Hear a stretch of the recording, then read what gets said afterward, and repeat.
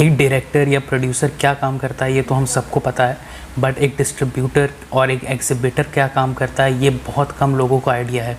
तो आज के इस वीडियो में हम ये समझेंगे कि एक डिस्ट्रीब्यूटर का रोल क्या होता है, एग्जिबिटर का रोल क्या होता है, और डिस्ट्रीब्यूटर और प्रोड्यूसर और एग्जिबिटर इन तीनों के बीच का रिलेशन क्या होता है, और एक फ़िल्म बिज़नेस किस तरह से करती है।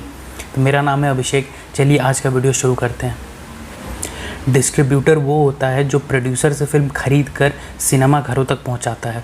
या तो स्टेट वाइज डिस्ट्रीब्यूटर हो सकते हैं, जैसे कि यूपी, नॉर्थ, साउथ, ईस्ट, इस तरह के डिस्ट्रीब्यूटर हो सकते हैं। स्टेट वाइज डिस्ट्रीब्यूटर हो सकते हैं जो कि प्रोड्यूसर से पैसे लेकर फ़िल्म ख़रीद कर अपने अपने स्टेट या रीजन में मल्टीप्लेक्सेस या सिनेमा हॉल में मूवी को प्रेजेंट करते हैं। बात करते हैं कि एक फ़िल्म को जब बेचा जाता है, एक प्रोड्यूसर अपने फ़िल्म को किसी डिस्ट्रीब्यूटर को सेल कर रहा होता है, तो वो कितने अलग अलग तरीके से सेल कर सकता है।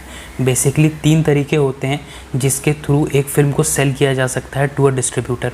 सबसे पहला होता है मिनिमम गारंटी रॉयल्टी, दूसरा होता है कमीशन बेसिस, और तीसरा होता है आउटराइट परचेज। तो सबसे पहले बात करते हैं मिनिमम गारंटी रॉयल्टी के बारे में।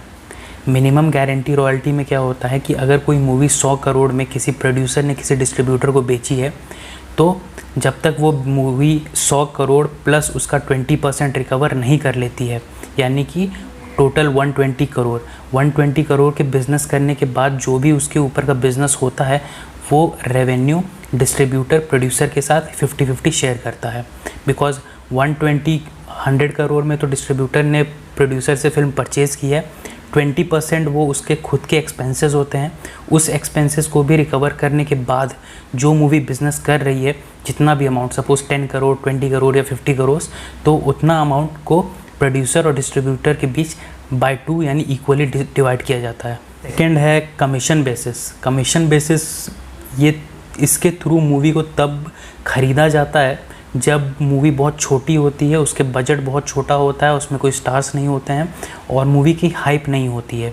तो डिस्ट्रीब्यूटर लॉस से बचने के लिए मूवी को प्रोड्यूसर से वो ख़रीदता नहीं है, वो बस अपना कमीशन लेता है मूवी को डिस्ट्रीब्यूट करने के लिए।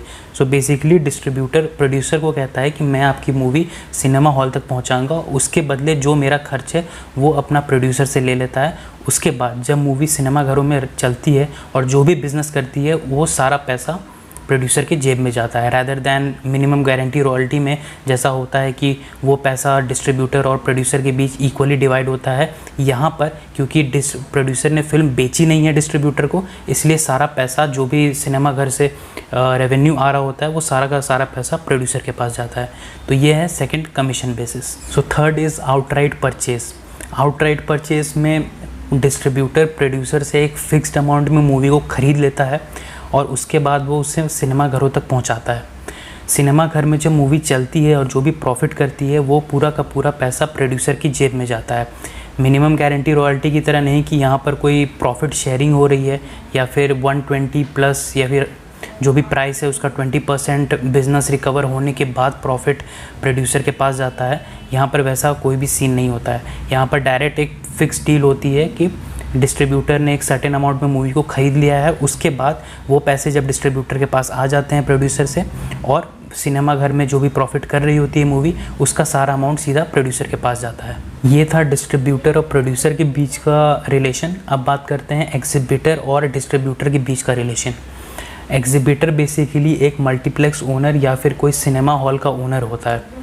डिस्ट्रीब्यूटर ने जब प्रोड्यूसर से मूवी ख़रीद ली होती है, वो मूवी जाके वो किसी सिनेमा हॉल में सिंगल स्क्रीन या फिर मल्टीप्लेक्स में रन करता है। अब क्योंकि एग्जिबिटर जो है वो अपना सिनेमा हॉल रेंट कर रहा है मूवी रन करने के लिए, तो वो कुछ रेंट चार्जेस लेता है डिस्ट्रीब्यूटर से। कोई मूवी सिनेमा हॉल में लग जाती है और उसके बाद वो बिज़नेस करना स्टार्ट करती है।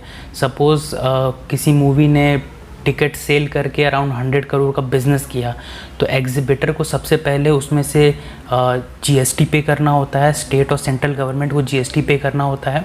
उसके बाद जो पैसे बचते हैं वो पैसे डिस्ट्रीब्यूटर और एग्जिबिटर के बीच डिवाइड होते हैं। बट ये डिवीज़न हर वीक वेरी करता है। फॉर एग्जांपल फर्स्ट वीक में सपोज़ 100 करोड़ का बिज़नेस हुआ था, उसमें से जीएसटी हटाया गया और जो अमाउंट बचा उसका 50-50 डिवाइड होता है, यानी 50% जाता है डिस्ट्रीब्यूटर के पास और 50% जाता है एग्जिबिटर के पास।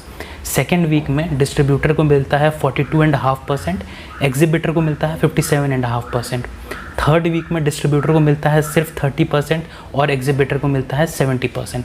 तो इस तरह से रेवेन्यू जो है वो डिवाइड होता है और इस तरह से एक एग्जीबिटर यानी कि मल्टीप्लेक्स ओनर या फिर सिंगल स्क्रीन ओनर और एक डिस्ट्रीब्यूटर पैसे कमाते हैं।